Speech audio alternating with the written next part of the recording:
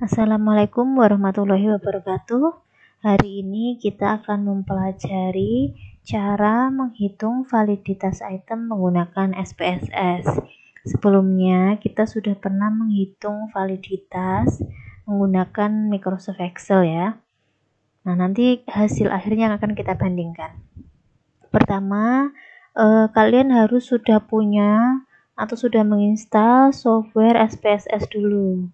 Nah, kebetulan di sini saya pakai SPSS 18. Kita buka dulu.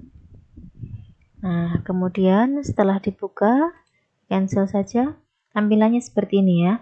Nah, sebelumnya kita harus siapkan dulu data yang mau kita hitung validitasnya. Saya menggunakan data yang kemarin kita hitung validitasnya menggunakan Excel. Ada 10 butir item soal yang dikerjakan oleh 8 responden atau 8 siswa.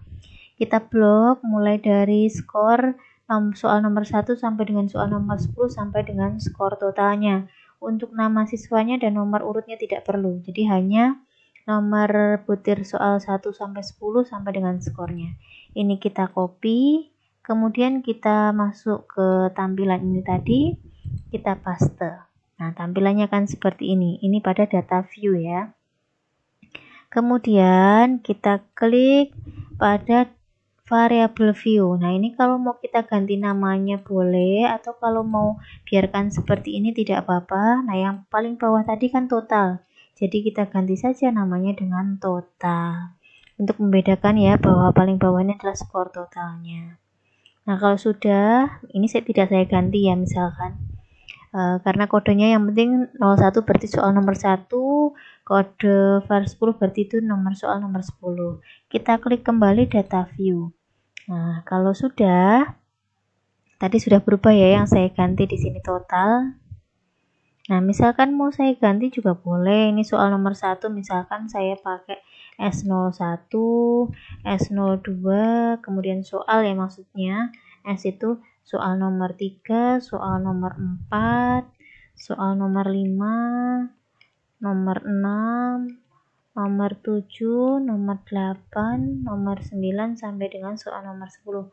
Boleh kita ganti gini, otomatis kita klik data view, yang atas akan ikut berubah. Nah, ini opsional saja, mau diganti boleh, tidak pun tidak mempengaruhi ya. Nah, kemudian langkah selanjutnya apa? Nah, ketika kita ingin menghitung validitasnya, kita klik di atas ini yaitu analyze ya. Analisis, kemudian kita pilih korelasi atau correlate. Kita klik, kemudian sebelah kanannya ada bivariate. Kita klik. Nah, langkah selanjutnya, data yang di sebelah kiri ini semuanya harus kita pindah ke sebelah kanan. Kita blok dulu ya dari nomor 01. Kita blok sampai total. Kalau sudah diblok semuanya, pastikan semuanya ikut diblok ya. Kita klik panah ke arah kanan. Nah, ketika sudah terpindah kita cek, oh sudah semuanya kita pindah. Kalau sudah, baru tombol yang bawah ini akan aktif. Kalau tadi masih di sini, tombol OK dan paste tidak aktif, belum bisa dihitung. Nah, kalau sudah, ini centang pada Pearson. Kemudian ini tutil, jangan lupa ini pilih dicentang. Nah, kalau sudah semuanya seperti ini, langkah selanjutnya kita tinggal klik OK saja. Nah, kita tunggu. Kemudian inilah hasil dari analisis validitas item soal nomor 1 sampai dengan 10 yang dikerjakan atau N-nya di sini yaitu 8 orang. Ya. Jadi kita melihatnya di sebelah mana? Di sebelah sini. Nah, di sebelah sini ada total. Total ini adalah menunjukkan nilai validitas butir soal nomor 1 atau item soal nomor 1 yaitu 0,567. Nomor 2-nya min 0,286, nomor 3-nya 0,661 dan seterusnya sampai dengan soal nomor 10 ya, 0,781. Nah, baru kita tentukan keputusan atau kesimpulan akhirnya. Mana yang valid, mana yang tidak valid. Bagaimana caranya? Kita butuh R tabel. Jadi yang total 0,567, 0,661 dan seterusnya ini adalah R hitungnya. Jadi kita yang sudah menghitung, kita bandingkan dengan R-tabel. R-tabel kita bisa peroleh dari buku statistika.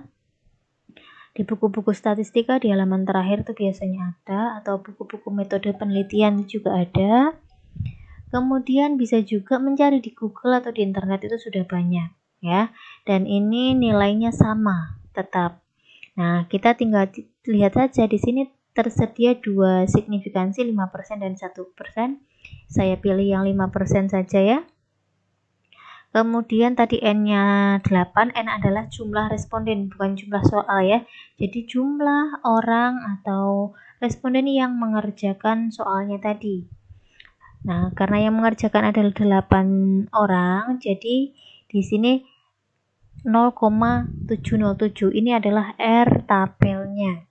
Nah, karena R tabelnya 0,707, berarti untuk R hitungnya harus lebih dari 0,707 untuk dikatakan valid. Jadi valid itu kalau R hitung itu lebih besar daripada R tabel. Jadi harus lebih dari 0,707. Mari kita lihat. Mana yang lebih dari 0,707? Oke, nomor 6 ya. Nomor 6 ketemu 0,781. Berarti lebih dari 0,707. Berarti soal nomor 6 ini valid. Nomor 7 tidak valid karena kurang ya. Nomor 8. Nah, nomor 8 lebih dari 0,707. Berarti nomor 8 juga valid. Nomor 9. Nomor 9 0,850. Oh, valid juga, lebih dari 0,707. Nomor 10 0,781, lebih dari 0,707. Berarti nomor 10 juga valid. Jadi kita simpulkan dari 10 soal tadi, yang valid adalah soal mulai nomor 6, nomor 8, nomor 9 dan juga nomor 10. Nah, tadi sudah saya katakan sebelumnya, mari kita bandingkan dengan Excel. Apakah menghitung menggunakan Excel dengan menggunakan SPSS hasilnya sama? Nah, ini kemarin yang sudah kita hitung ya menggunakan Excel. Soal nomor 1 itu ketemu R hitungnya 0,567. Tadi 0,567 ternyata sama. Soal nomor 2 min 0,86. Di Excel min 0,286. Oh, sama. Nomor 3 0,661 sama. Nomor 4 0,567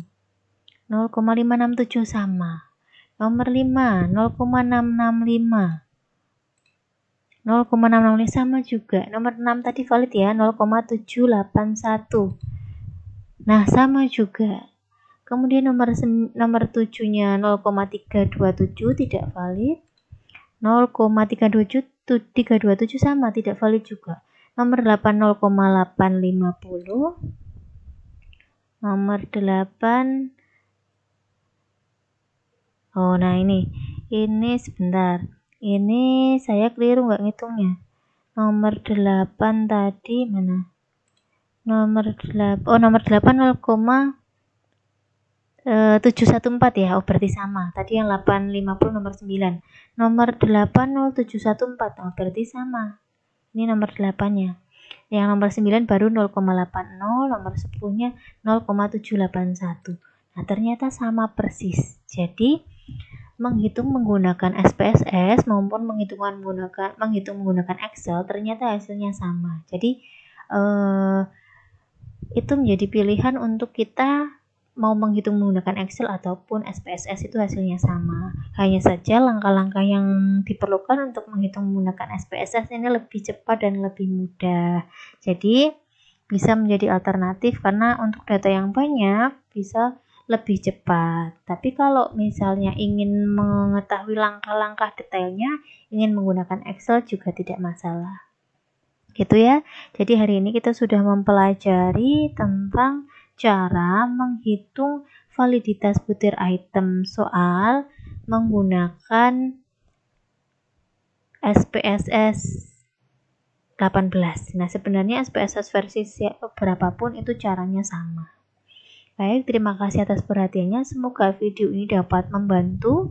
Nanti jika masih ada yang belum jelas bisa ditanyakan. Assalamualaikum warahmatullahi wabarakatuh.